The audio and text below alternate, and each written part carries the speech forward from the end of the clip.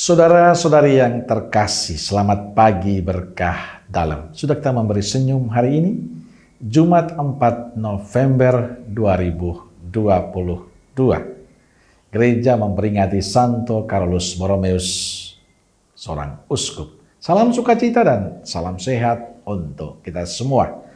Mari kita awali permenungan kita hari ini dengan tanda kemenangan Kristus. Dalam nama Bapa dan Putra dan Roh Kudus. Amin. Permenungan kita diambil dari Injil Lukas bab 16 ayat 1 sampai 8. Dan Yesus berkata kepada murid-muridnya, "Ada seorang kaya yang mempunyai seorang bendahara. Kepadanya disampaikan tuduhan bahwa bendahara itu menghamburkan miliknya. Lalu ia memanggil bendahara itu dan berkata kepadanya, 'Apakah yang kudengar tentang engkau? Berilah pertanggungan jawab atas urusanmu, sebab engkau tidak boleh lagi bekerja sebagai bendahara.' Kata bendahara itu di dalam hatinya, 'Apakah yang harus aku perbuat? Tuanku memecat aku dari jabatanku sebagai bendahara.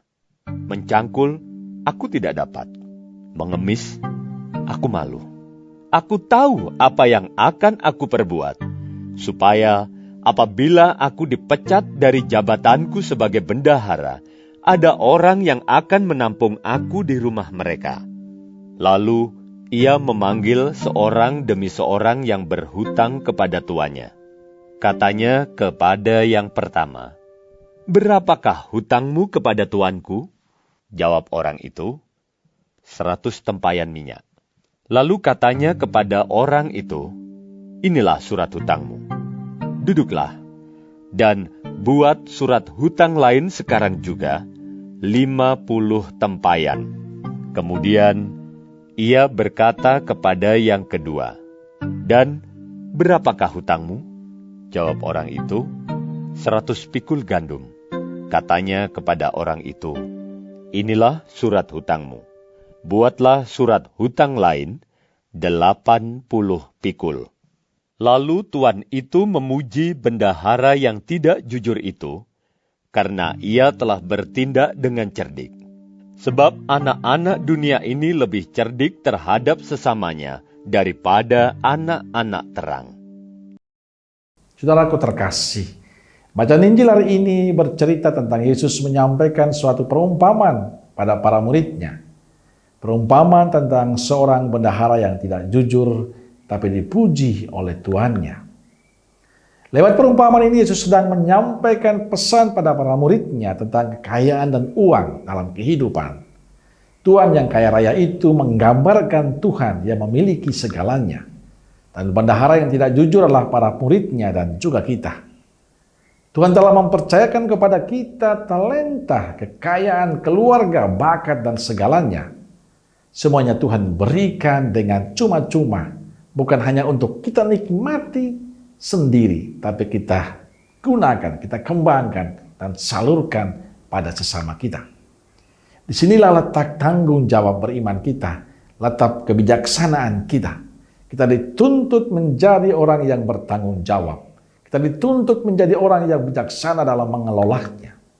Bila tidak, kita termasuk golongan bendahara yang tidak jujur. Saudaraku terkasih, lewat kisah Injil hari ini kita diingatkan bahwa semua yang kita punya, kekayaan kita, setinggi apapun status kita dan jabatan kita, semuanya sementara, tidak kekal. Kita syukuri kalau saat ini kita bisa hidup lebih baik. Kita masih bisa memiliki segala sesuatu. Jujur saya bersyukur memiliki banyak sahabat, kenalan yang luar biasa. Mereka memiliki segala sesuatu. Tapi yang mengagumkan, mereka orang-orang yang berbaik hati. Mereka yang orang-orang yang peduli, punya kepekaan kepada sesamanya. Bukan orang pelit. Semangat berbagi terus mereka berikan kepada banyak orang yang membutuhkan. Dan mereka tulus melakukan itu. Dan inilah yang perlu kita lakukan dalam kehidupan kita. Berkat yang Tuhan berikan jangan berhenti pada diri kita. Kasih yang Tuhan berikan kepada kita jangan berhenti pada diri kita. Tapi hendaknya kita menjadi penyalur berkat dan kasih itu untuk sesama. Saudaraku terkasih, seorang sahabat bercerita bahwa semakin dia memberi dan memberi, semakin banyak dia mendapatkan berkat dari Tuhan. Dan dia merasakan itu. Dia berani melakukan itu karena dia merasakan bahwa Tuhan begitu baik. Semakin dia memberi, semakin dia merasakan berkat Tuhan yang lebih banyak di luar pemikiran dia. Apakah itu menjadi sebuah pengalaman hidup kita ataukah tidak? Memberi dengan tulus akan mendatangkan berkat bagi kita, tapi juga bagi orang lain. Maka teruslah berbagi. Karena dengan cara itulah kita memberi berkat untuk diri kita, tapi juga untuk orang lain yang kita berikan. Amin. Semoga Allah yang Maha Kasih memberkati saudaraku sekalian, Bapa, Putra, dan Roh Kudus. Amin. Keluarga Kudus Nazaret, doakanlah kami. Amin. Berkah dalam.